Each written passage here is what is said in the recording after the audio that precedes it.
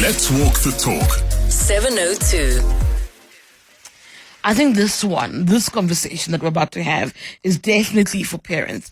Anywhere you go, and I've seen this, as I said, at parties a heck of a lot, where parents will caution against feeding their children sugar. They're like, hey, the person will be jumping up and down the wall. So if you've got questions about your child and their sugar intake, please feel free to call in for this one. I've got the perfect guest to try and answer all your questions and to give you guidance on this particular issue. You can call in on 011 883 0702 or on 072 702 1702. That's to send voice notes and WhatsApps. I'm joined on the line by Mbali Mapholi, who's a dietitian. We're speaking about the ways sugar impacts your child's brain. As I said, I often see at family parties and the likes, parents very, very worried because ultimately when it comes to sugar, having too much, right, of a good thing is not great. We hear that all the time. It's well documented for years on end that sugar has been linked to obesity, type 2 diabetes, hypertension, cardiovascular disease.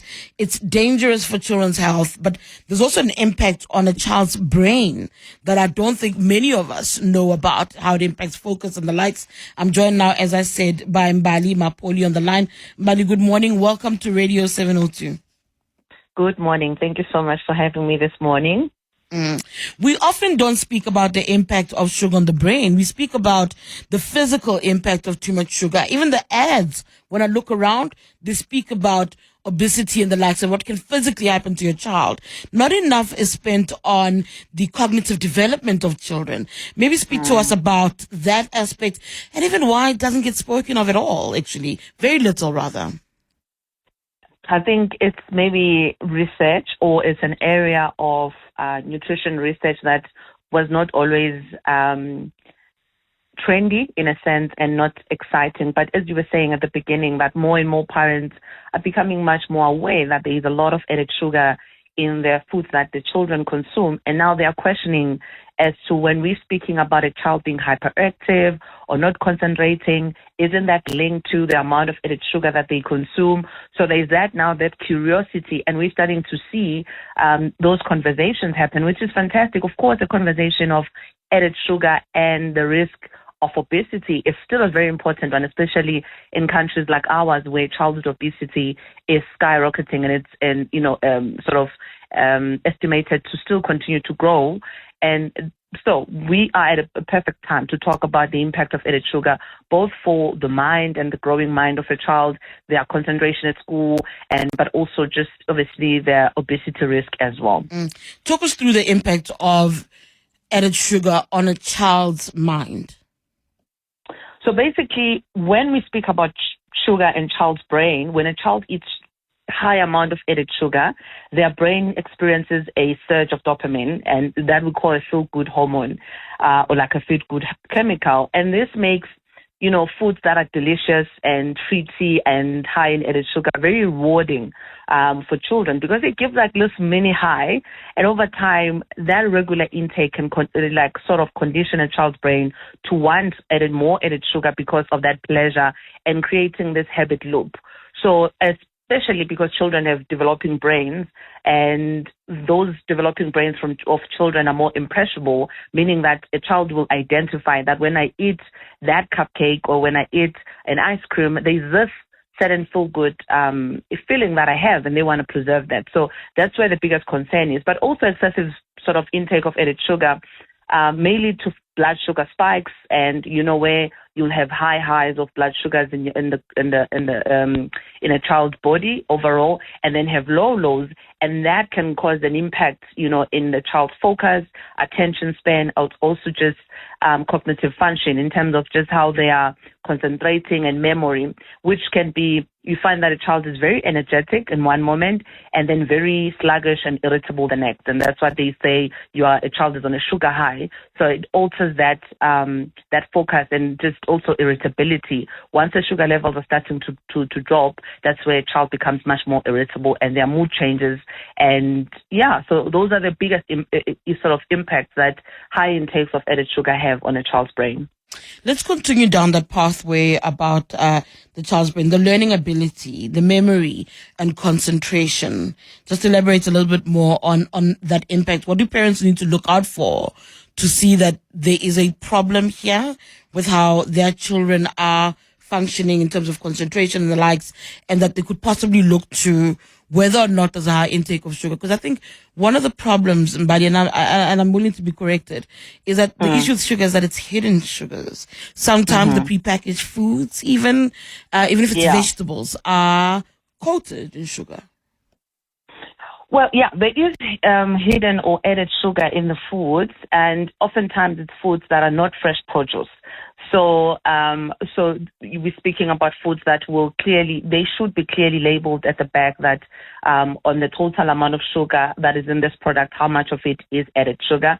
And that's where this hidden sugar concept comes from. But if we are focusing on fresh produce and we are focusing on foods like fruits and vegetables and foods that are giving more nutrients and nourishment, typically those foods do not have added sugar, unless of course it's your dried versions of those foods, because they do add sugar to preserve, whether it's dried fruits, where you find that there is added sugar on coating to help preserve the fruit. But just normal fresh produce of fruits and vegetables, they don't typically, we don't see added sugar in them.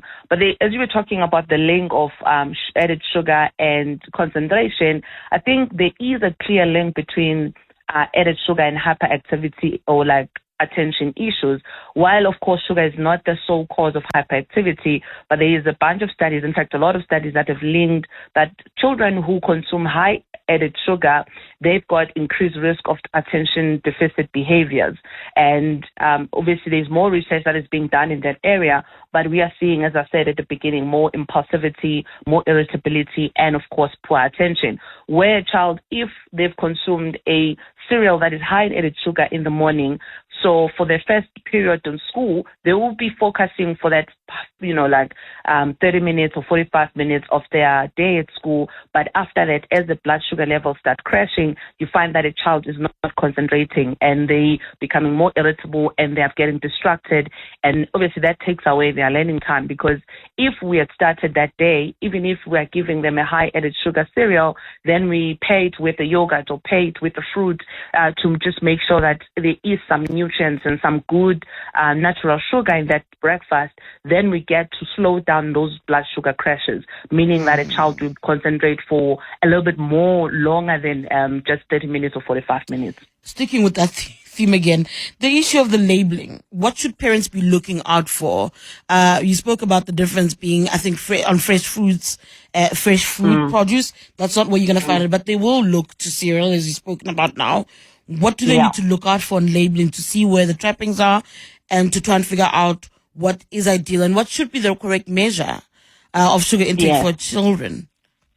Oh, yes. So on the food labeling at the back on the nutritional panel, there is carbohydrates, and on carbohydrates it will say total sugars, and under total sugars it will clearly state which one is added sugar. In fact, manufacturers should be stating exactly which one is added sugar and which sugar came from things like lactose, which is a natural milk sugar. Then the parents should be looking on that added sugar. We are looking that, like a rule of thumb, is sugar should be like 5 grams or less per 100 gram. So when you are looking on the added sugar, 5 grams of sugar is about a teaspoon. Then you are looking for something that is less than 5 grams. We normally say up to 15 grams is acceptable, so long as you stick to the serving size.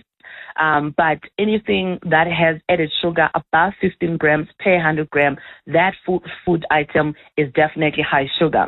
Then the next layer is to look into the dietary fiber, because fiber helps us with the absorption of sugar. So sometimes you find that the food item will range about 15 to 20 grams of added sugar per 100 gram, but when you look into the added fiber, or like the dietary fiber, it says it's above 6 grams of fiber per 100 gram.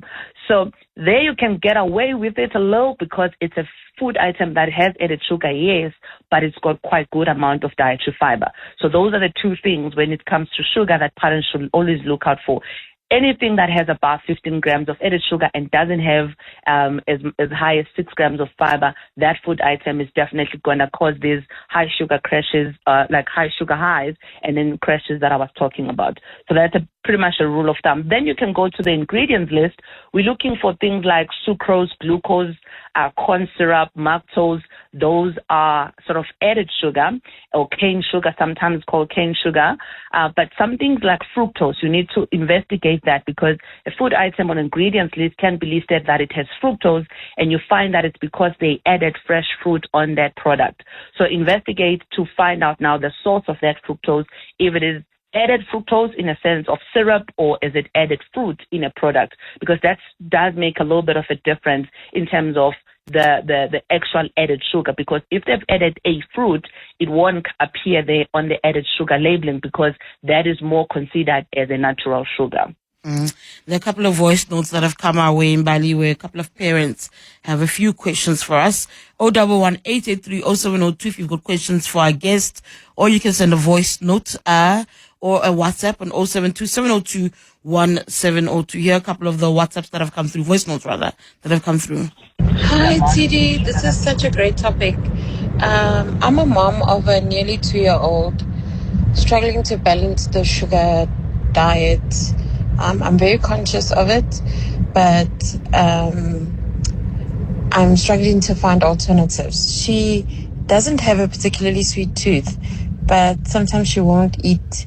I'll get her a full fat or a double cream yogurt, but she'd want to have something sweet. So what would Mbali suggest as safe sweeteners or just enhancers? It doesn't have to be like a terribly sweet alternative, but I do try and add berries, but I just feel like she won't eat it unless it's a little bit sweeter, and when it's too sweet she won't eat it at all.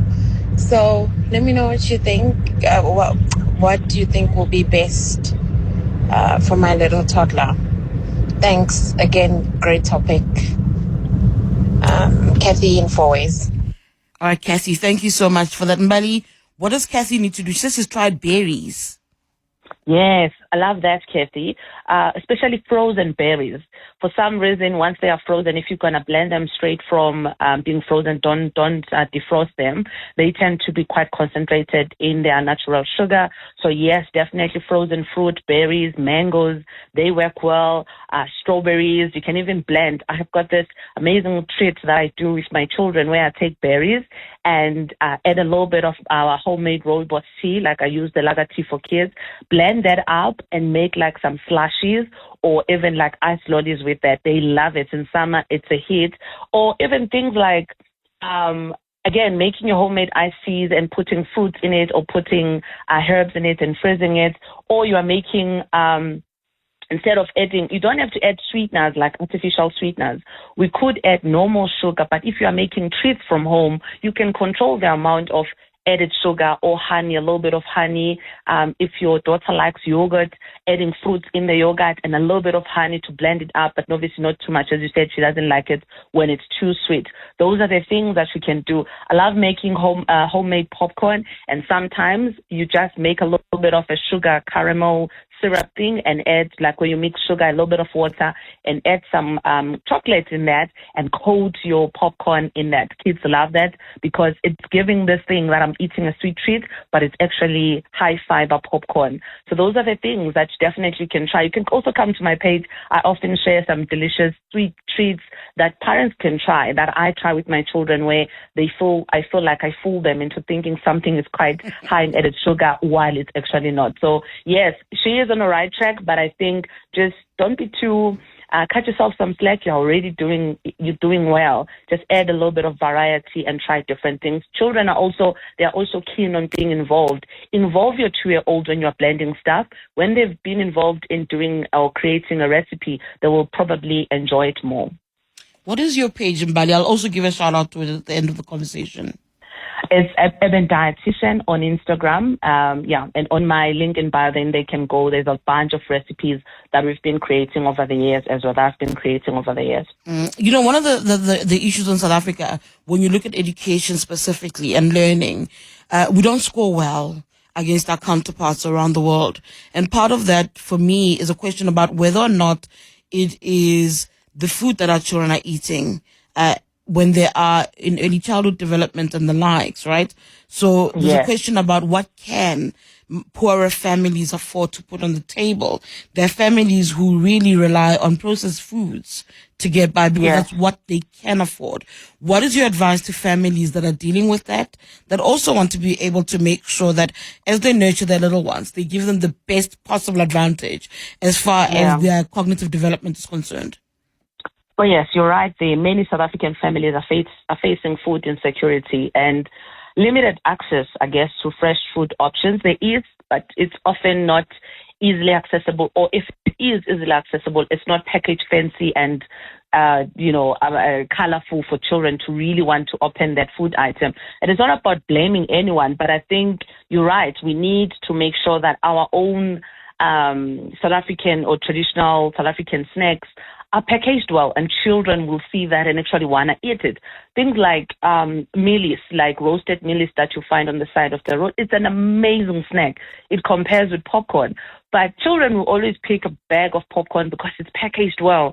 They wouldn't really believe that mealies is exactly the same as popcorn. So things like mealies or ground nuts, as well, or even if obviously it's fresh fruit, as we know, fresh fruit, but those are the food items that children should be sort of continue to be introduced to. Amasi are very much similar in comparison to plain yogurt. So I remember growing up, my mom used to mix amasi with, I'm not going to mention brands, but with a brand that was like powder, like it would be sweet, and it would turn amasi pink. That we loved. So amasi can then still be used like that, where we add something to give them a little bit of color, and children will like to, or like will get sort of attracted to that. Fool them a little bit. That pink thing is discontinued, hopefully, luckily, I think. But I know what you're referring to. Yeah, but we used to use that. My mom will add a little bit just for color. You can actually use food coloring even, that you can, obviously kids can consume. A little bit of food coloring, and then the children will know, oh, you've turned amasi pink, they want to taste that, or blue, or whatever the color is.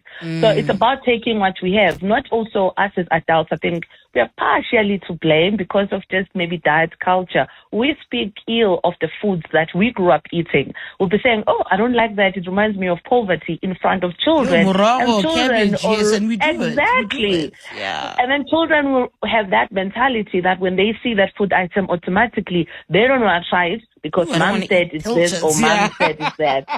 But if we allow children to explore for themselves, we might be shocked. They might like, pilchards, fish cakes that you make or something like that. So it goes beyond obviously added sugar, but I'm just now expanding to other foods.